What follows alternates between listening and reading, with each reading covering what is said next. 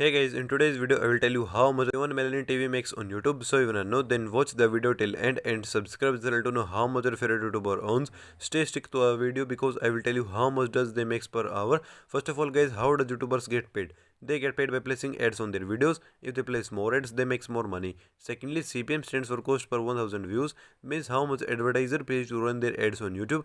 Average CPM is $4 and the earning depends on many factors, from where the video is watched, how long the video is watched.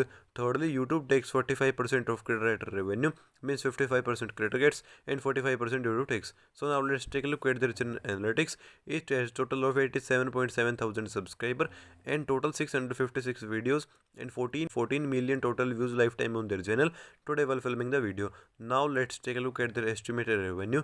How much does it makes monthly, annually, daily and per hour from YouTube.